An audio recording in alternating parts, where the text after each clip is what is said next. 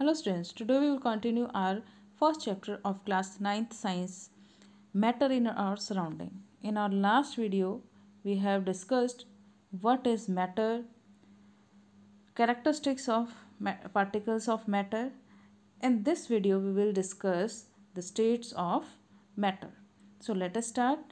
States of matter. How many states of matter? We have 5 states of matter according to our syllabus of class 9th: solid, liquid, gas, solid, liquid, gas, plasma, Bose-Einstein condensate. So out of these 5, we have full explanation of solid, liquid and gas in our chapter, and a very brief explanation on plasma and Bose-Einstein condensate. For in this video, we will discuss only solid, liquid and gas. In our next video, we will discuss about the plasma and Bose-Einstein condensate.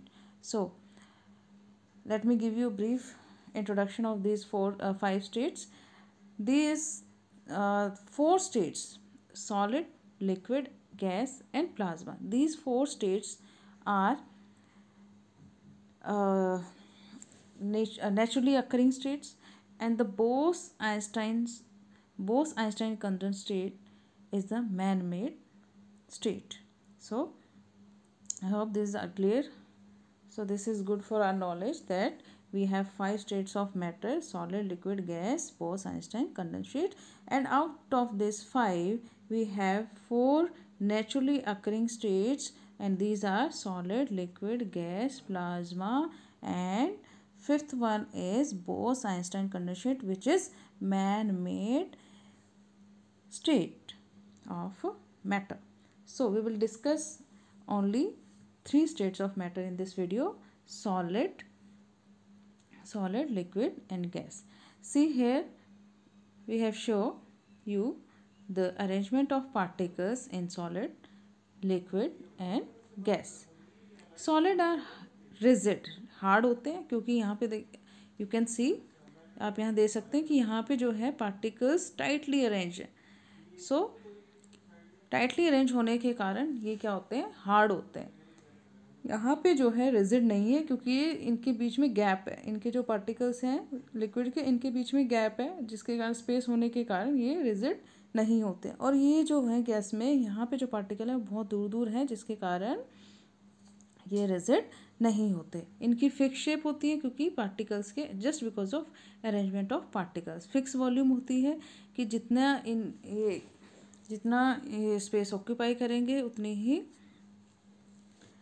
जितना quantity होगी उतनी ही वो space occupy करेंगे. इसमें जितनी quantity होगी उतनी ही इनकी भी जो वॉल्यूम है वो फिक्स होती है. इस पे जो है फिक्स नहीं होती, जितनी स्पेस है उतनी ही वो क्वांटिटी में जो है मूव कर जाते हैं particles of gas. Now see, we have the differences between the solid, liquid and gas. Here we have written the properties, then solid, liquid and gases. Mass जो है सॉलिड्स में डेफिनेट होता है, जितना मास है उतना ही रहेगा. हम उसको अगर उसका प्लेस चेंज भी करते हैं तो उसका जो मास है वो डेफिनेट रहेगा. लिक्विड्स में भी जो उसका मास है वो डेफिनेट ही रहेगा, फिक्स रहेगा. गैसेस में जो है मास डेफिनेट रहेगा. शेप सॉलिड्स की जो शेप है उसको हम जहाँ भी रखेंगे वो डेफिनेट उसी शेप में रहेगी. उसकी जो शेप है उसमें कोई चेंज नहीं आता. लेकिन जो लिक्विड्स हैं उसको हम जिस कंटेनर में डालेंगे वो उसी की स्पेस जो है, उसी की जो शेप है वो ऑक्यूपाई करता है. यू कैन सी है, we have put solid square in a glass, so its shape is not changed here. उसकी जो शेप है वो सेम रही, उसकी जो शेप है ग्लास में डालने पे चेंज नहीं हुई. But here in these liquids you can see here we have poured the potassium permanganate in square glass, but after pouring this liquid in a conical flask, it acquire the shape of this conical flask. So it take the shape of the container. In this gases, they shape of the container and fill the container. जिस भी shape में, जिस भी container में जाती हैं उसी में पूरे में फैल जाते हैं और उसी कंटेनर की ये शेप ले लेते हैं. So what we have observed in this picture, that the volume जो है सॉलिड्स की जो शेप है वो डेफिनेट होती है सॉलिड की, और जो लिक्विड्स हैं वो जिसमें भी डाले जाते हैं उसी की वो शेप एक्वायर कर लेते हैं। और जो गैसेस हैं वो भी क्या करते हैं, उसी कंटेनर की शेप को एक्वायर करते हैं। वॉल्यूम जितना होता है डेफिनेट होती है, फिक्स होती है, इसकी भी डेफिनेट होती है वॉल्यूम, लेकिन जो गैसेस की जो वॉल्यूम है वो डेफिनेट नहीं होती है, वो इनडेफिनेट होती है। जिस भी कंटेनर में डाले जाते हैं उतनी ही वो स्पेस को ऑक्यूपाई कर लेते हैं। कंप्रेसिबिलिटी मीन्स दब जाना, दबाव। If we compress solids, what will happen? They will not compress because of the tightly packed of arrangement of particles. They will not compress. वो नहीं दबते। किसी भी सॉलिड शेप को अगर हम दबाएं तो वो नहीं दबेगी, क्योंकि उसमें जो पार्टिकल्स का अरेंजमेंट है वो टाइटली पैक्ड हैं, उनके बीच में स्पेस नहीं है। स्पेस ना होने के कारण वो नहीं दबते। ऑलमोस्ट नेग्लिजिबल, थोड़े से दबते हैं। हाईली कंप्रेसिबल, जो गैसेज हैं आपने देखा हो कि बैलून में ऐसी है, अगर हम बैलून को कंप्रेस करें, दबाएं उस तो क्या होता है, कंप्रेस होता है। टायर्स को दबाएं या जिस भी थिंग में गैसेस फिल होती हैं उसको अगर हम कंप्रेस करें तो वो कंप्रेसिबल होती हैं। So gases are highly compressible. Fluidity in solid is not possible. They do not flow just because of the arrangement of the particle. The solid do not flow because they do not have space in between the particles, but liquids flow because they have space between the particles. They can flow and gases can flow, highly flowable. Next is rigidity. Rigidity means hardness. Rigidness means hardness. तो जो solid होते हैं वो बहुत hard होते हैं। Less rigid, थोड़े से कम, और सबसे कम ना के बराबर जो रिजिड होती हैं वो होती हैं गैसेस।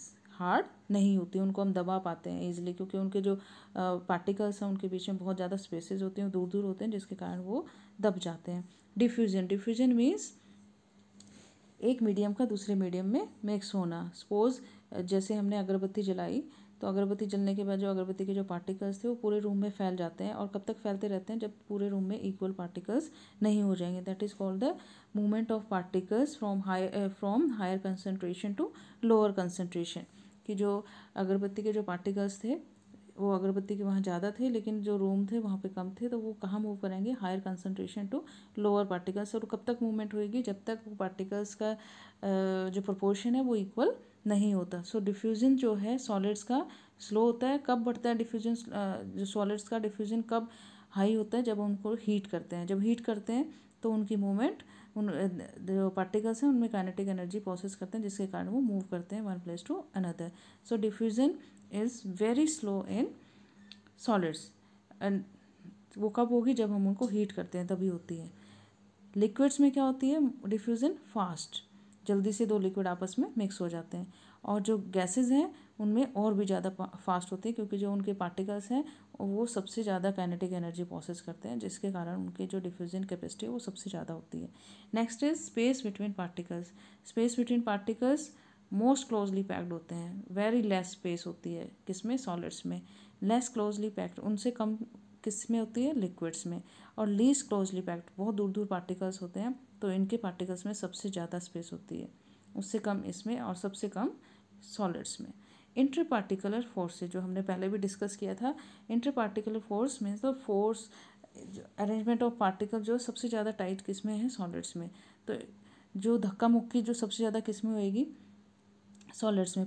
किसके पार्टिकल्स में होगी, सॉलिड के पार्टिकल्स में, क्योंकि वहाँ भीड़ ज़्यादा है। जहाँ भीड़ होएगी वहाँ धक्का मुक्की ज़्यादा होएगी, तो पार्टिकल्स जो है टाइटली अरेंज है, तो वहाँ पे इंटर पार्टिकुलर फोर्स जो एक दूसरे को अट्रैक्ट करेंगे वो सबसे ज़्यादा किस में होगा, सॉलिड्स में। तो उससे कम लिक्विड्स में, और सबसे कम जो होगा धक्का मुक्की का काम वो कहाँ कम होगा, गैसेस में। So I hope this difference between solid, liquid and gas is clear to everyone. Thank you so much.